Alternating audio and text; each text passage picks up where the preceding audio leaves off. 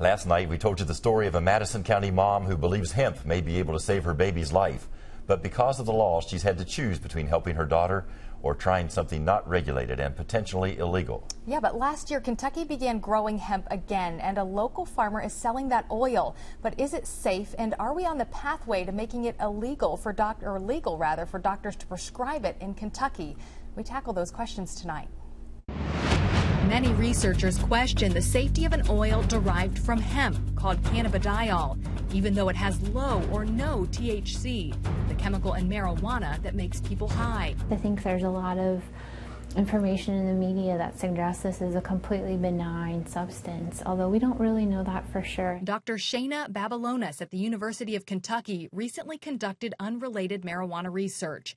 She fears we're moving ahead too quickly without knowing enough about cannabidiol and if this hemp oil is consistent. There's no standards for sterile drugs.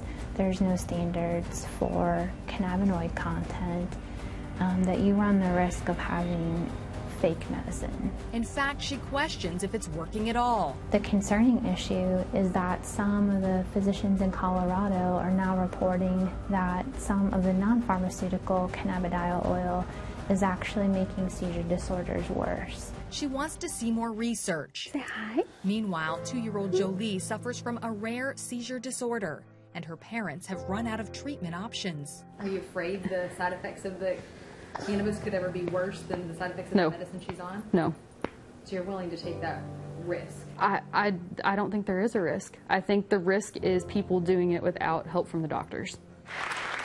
Then just last week, a sign we may be closer than ever before to doctors prescribing hemp. State Agriculture Commissioner James Comer announced more than 100 new hemp projects in Kentucky for 2015. Make Kentucky synonymous with hemp, like Idaho potatoes.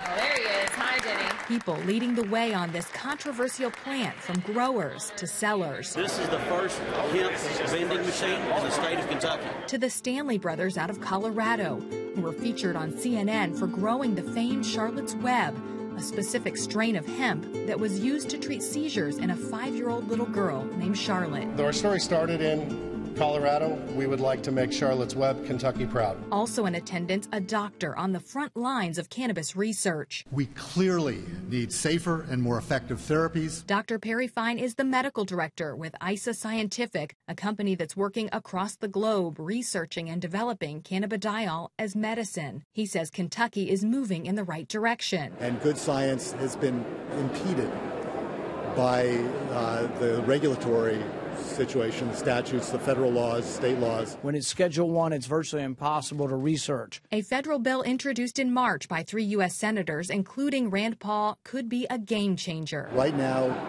the Drug Enforcement Agency administration has these scheduled as a Schedule 1, meaning no medical use and too dangerous. We want to take it down to Schedule 2 so doctors can prescribe this more easily. A step in the right direction for patients, but no guarantee this green, sought-after, controversial plant will get to Jolie in time. It's frustrating because I just want to know what she wants. I want to know if you want carrots versus peas. I don't know, and she can't tell you that right now. She's trapped.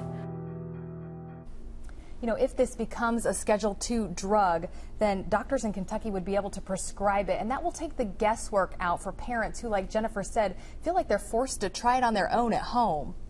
Yeah. Every parent can certainly understand wanting to do whatever you can that may help your child. Absolutely. And Jolie is such a special little girl. She turns 2 in just a few days. This is a picture of her using her birthday present today. It's a go-to seat so she could go on a wagon ride with her brother.